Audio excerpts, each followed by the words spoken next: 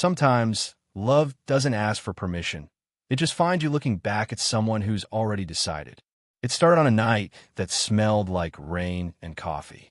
The kind of evening where the world feels smaller, softer, as if everything outside the warm light of that house didn't exist for a while. A few friends had gathered for dinner. Nothing fancy. Mismatched chairs, soft music, the clink of glasses. Laughter filled the air in bursts, then faded into the low hum of people who had known each other too long to pretend. And that's when I saw her. She was standing near the window, talking to someone I barely knew. Her back was half turned toward me, the light catching in her hair, deep chestnut with a few silver strands that shimmered like threads of moonlight. When she laughed, it wasn't loud. It was quiet, genuine, the kind of sound that makes people lean in without realizing why. I didn't mean to stare, but there was something about her, an ease, a confidence that wasn't loud or showy. It was in the way she stood, the way her eyes moved as she listened. Fully, intently, like the rest of the room was a painting she'd already memorized. When she finally looked at me, it wasn't a shy glance. It was steady, knowing, like she was trying to place me, or maybe like she already had. It wasn't the kind of look that asks questions. It was the kind that answers them. And for a reason I couldn't explain, I felt seen. Not in the way people notice each other. More like she'd found a thought I hadn't said out loud yet, and smiled at it. The rest of the evening blurred a little after that. I remember the smell of cinnamon from the wine, the creak of the old wooden floor, and her laughter coming from somewhere just behind me. Every time I caught her in the corner of my eye, it was the same, calm, grounded, but with that faint spark that made the air around her feel charged. Later, as people drifted out onto the porch, she passed by me. The soft brush of her sleeve against my arm sent a quiet shiver through me, not from the touch itself, but from the awareness that followed. She turned, met my eyes again, and smiled. A small, almost private smile. That was it. No words. No introduction. Just a look that said more than I could have handled in that moment. And I remember thinking, she looked at me like she'd already decided what happens next.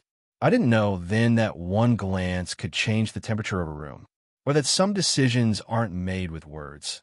They're made in silence, across a crowded room, between two people who haven't even said hello yet. By the time the night thinned out and the laughter softened into murmurs, only a handful of us remained. The rain had started again, whispering against the windows, and the air smelled faintly of coffee and burnt candles. Someone put on a slow jazz record, low, steady, like a heartbeat in the background. She was sitting at the far end of the couch now, shoes off, one leg tucked beneath her. The kind of comfort that comes from knowing who you are and never having to prove it. When I glanced her way, she was already watching me, not intently, just present. And that was enough to make me cross the room. I don't remember who spoke first. Maybe I asked if she wanted another cup of tea, or maybe she asked why I looked like I had something on my mind. Either way, we ended up side by side on the couch, talking as if we'd done it before. At first, it was light, the kind of talk that fills the spaces between strangers. Travel, favorite music, the small things that tell you just enough without giving too much away. But she had this way of listening, leaning in slightly, eyes steady like she could hear the weight behind every word.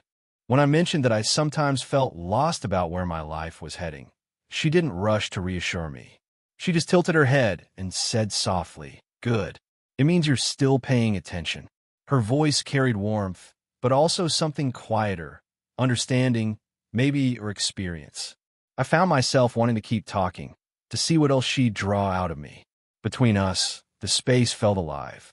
Her hand rested near mine on the armrest, not quite touching, but close enough that I could feel the faint warmth of her skin.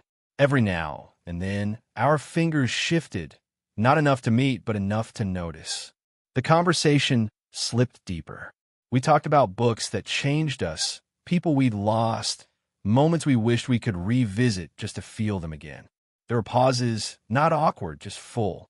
The kind of silence that means you've reached a point where words would only interrupt what's already understood.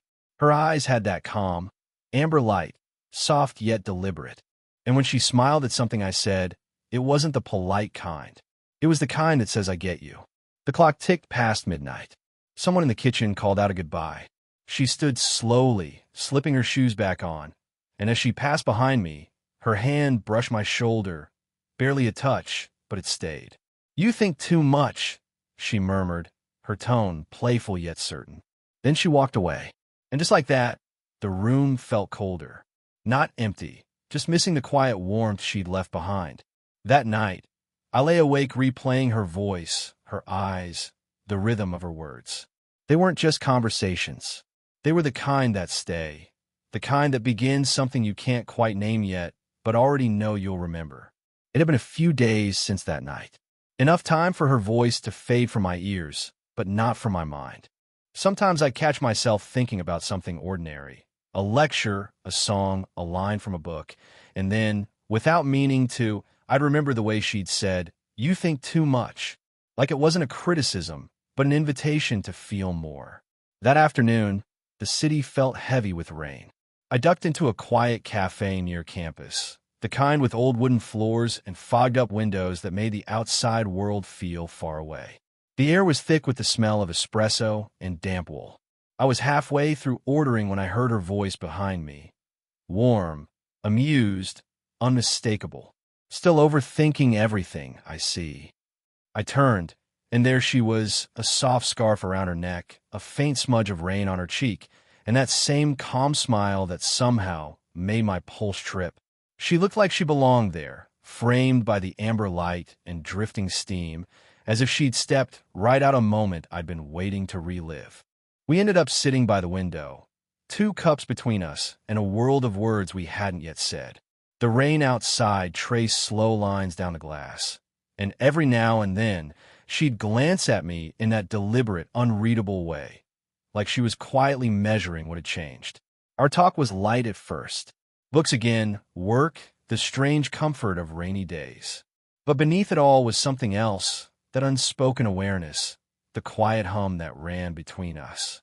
When she laughed, her eyes softened, and she leaned forward slightly, her hand resting near mine, close enough that I could feel the faint warmth radiating through the table's surface.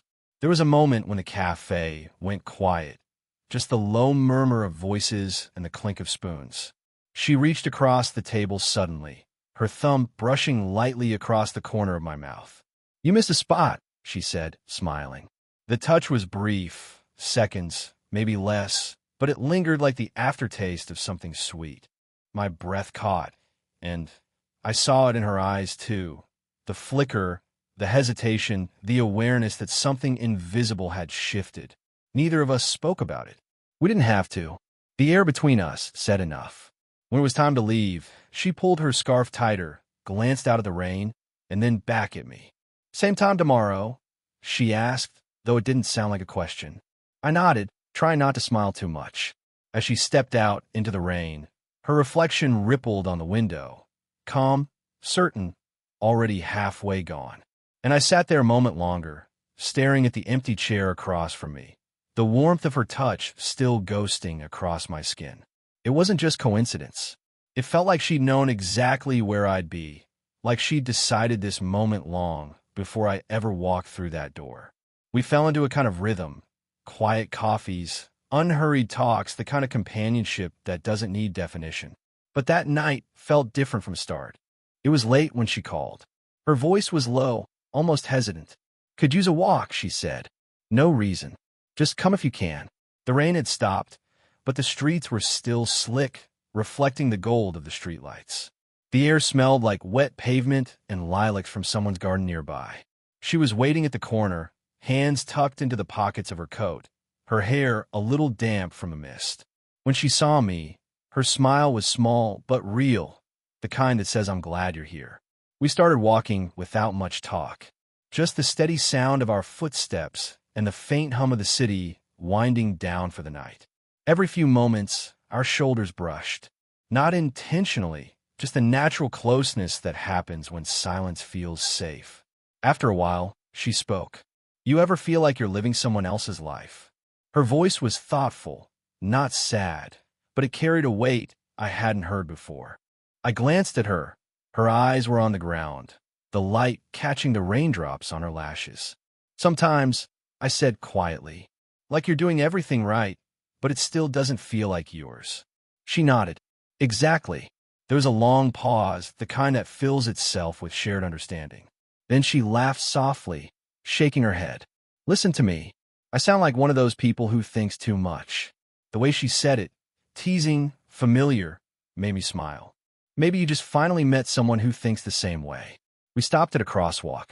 The street light flickered above us, and she turned to face me fully for the first time that night. There was something raw in her expression, not sadness, not longing, just honesty.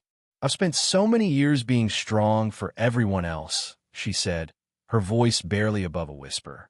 Sometimes I forget what it's like to just be seen. Without thinking, I reached for her hand. Her fingers hesitated, then tightened around mine. It wasn't a dramatic gesture, just quiet, deliberate, real. The warmth of her palm spread through me, grounding and electric at once. She exhaled, a sound half like a sigh, half like relief. Be careful, she murmured after a moment, her thumb tracing slow circles against my skin. You don't know what you're starting. The streetlight changed, but neither of us moved. I wanted to tell her that maybe I did know, that maybe this, whatever it was, had already started long before either of us had a say in it. Instead, I just said softly, then maybe you should be careful too. She smiled, small, knowing, and heartbreakingly tender. And as we walked on, hand in hand through the mist, the world around us felt impossibly still, like time itself had decided to give us this moment and hold it there just a little longer.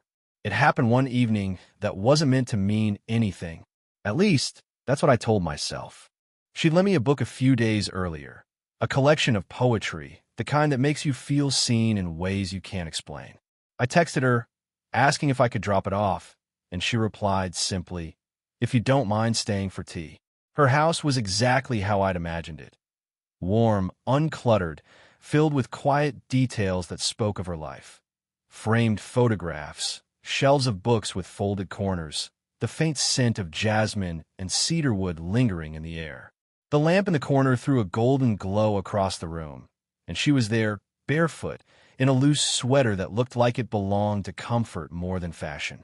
We talked like always, about small things at first, work, friends, the rain tapping against the window. But slowly, the conversation drifted into softer territory. She told me about the first poem that ever made her cry, about how she used to believe love was supposed to arrive like a storm, until she learned it often comes quietly, like dusk sneaking up on daylight. Her voice was gentle, almost a whisper.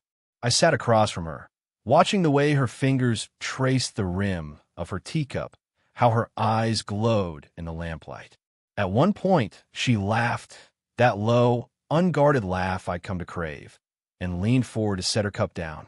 A strand of hair slipped loose, falling across her cheek. Without thinking, I reached out. My fingers brushed against her skin as I tucked it behind her ear. For a heartbeat, she didn't move. Her eyes lifted to mine, and suddenly, the air between us felt impossibly small. There was no sound but the rain and the sound of our breathing, hers steady, mine uneven. She didn't look away, and I didn't either. Something in her gaze softened, and for a moment, it felt like the world was holding its breath. My hand was still near her face, not touching now, but close enough to feel the faint warmth radiating from her skin. I leaned in slightly, instinctively, drawn not by impulse but by inevitability. Then she spoke, quiet, certain. Not yet. Her words landed softly but with weight. She smiled faintly, though her eyes shimmered with something deeper, understanding, maybe even longing. I leaned back, my heart still caught somewhere between wanting and respect. She stood then, crossed to the window, and looked out at the rain. When she turned back to me, she said it like a promise. Some things are worth not rushing. I nodded, though it felt like the hardest thing I'd ever done. The room felt charged, alive, every color deeper, every sound sharper. When I finally left, her scent stayed with me, the echo of her voice playing over in my mind. It wasn't rejection. It was something rarer, the quiet certainty that what we were building needed space to breathe. And walking home in the rain, I realized that sometimes the most powerful moments aren't the ones where something happens, but the ones where it almost does. After that night, we didn't see each other for a while. Not by plan, just the slow, inevitable drift that happens when two people are standing too close to something they don't quite know how to name. Days pass quietly. I try to keep busy, work, friends, long walks through the city. But everything I did seemed to echo with her absence. A song on the radio, a scent in the air, the sound of rain against glass, it all brought her back. Sometimes I catch myself staring at my phone, wondering if I should reach out. But every message I drafted felt too heavy, too full of meaning. So I didn't send any. Nights were worse. It's strange how silence can feel louder when you know exactly what's missing. I'd think about her, not the surface things, but the small details. The way her thumb traced the rim of her teacup, the soft cadence of her laugh, the quiet gravity in her eyes when she said, "Not yet." It wasn't rejection I felt that night. It was restraint, respect, something I couldn't help but admire, even as it ached. Still, the distance grew, and the more time passed, the more I began to understand that sometimes love doesn't move forward in grand gestures. It waits. It lingers in the spaces between moments, quietly asking if you're still listening. Then one evening, out of nowhere, my phone buzzed. A single message. "You still think too much." No greeting. No explanation.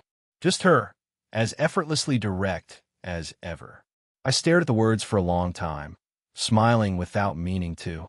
And before I could overthink it, which of course I would have, I typed back, "Maybe you should remind me how to stop." The next day, I found myself back at that same cafe, the one where she'd wiped foam from my lip and left me questioning the definition of coincidence. I didn't know if she'd come, but something told me she would. And then she did. The bell above the door chimed softly, and there she was, stepping in from the rain. Her coat was damp, her hair a little tousled, and she looked at me with that same steady calm that had undone me from the start. Neither of us spoke at first. She just smiled, a quiet, knowing curve of her lips, and slid into the seat across from me. The silence wasn't awkward anymore. It was full, familiar, like we both stopped fighting what this was, even if we still didn't have the courage to name it. We talked about small things, the kind of small things that mean everything when you've missed someone. And when our hands brushed while reaching for the same cup, neither of us pulled away. It wasn't dramatic. It wasn't loud. It was just right. And for the first time in weeks, I stopped thinking. I just felt. It was early evening when we found each other again. Not by plan, not even by message, just one of those quiet alignments that life offers when the time finally feels right. The city was awash in gold, the kind of light that softens everything it touches. The river caught it all, rippling gently, as if trying to hold the day a little longer before it slipped away. She was already there, standing by the railing, her hands tucked in her coat pockets. The breeze played with her hair, and for a moment, I just watched her, the familiar curve of her shoulders, the stillness in her stance, the calm gravity that had drawn me in from the start. When she turned, her eyes found mine instantly.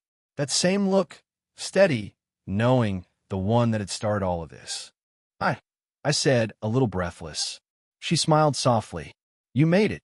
I stepped closer, the sound of the river filling the quiet between us. For a moment, neither of us spoke. We just stood there, letting the silence do what words couldn't. "I missed this," I said finally. She looked at me, her expression unreadable at first, then softening, as though she'd been waiting to hear it. "Me too," she whispered. More than I should have. There was no hesitation this time. The distance that had once held us apart seemed to dissolve into the amber air. We began walking side by side along the riverbank, our steps unhurried. The air was cool, brushing against us in gentle waves. Every so often, our shoulders touched, and neither of us moved away. After a while, she stopped and turned toward me, her eyes catching the last light of the setting sun. "You know," she said, "the first night we met, you looked so unsure of everything. But you looked at me like you wanted to understand the whole world in one breath." I smiled faintly. And did I? Her lips curved, a small, wistful smile. "You did more than you think." She reached out then, slow, deliberate, her hand resting against my chest. The weight of her palm was light, but it felt like it touched something far deeper. Her fingers brushed the edge of my collar, then stilled, feeling the beat beneath her touch. "See," she murmured, voice barely above the wind. "You don't need to think so hard." For a long moment, we just stood there, her hand against my heart, my hand covering hers. The world around us fell away. No noise, no time, just the steady rhythm of two people who had finally stopped pretending they didn't already know. She leaned in then, not for a kiss, not for anything grand, just close enough that her forehead rested lightly against mine. In that small, perfect silence, everything made sense. I realized that from the very beginning, from that first look across a crowded room, she hadn't been deciding for me. She'd simply seen what I hadn't yet understood. And now, standing there as the sky faded into evening, I finally saw it too. Whatever this was, whatever name it carried, it was ours. Quiet, certain, unforced. When we finally pulled back, she smiled again, that same knowing warmth that had changed everything. She looked at me like she'd already decided what happens next. I whispered to myself. And for the first time, I wasn't afraid of the ending. Because I knew it had already begun.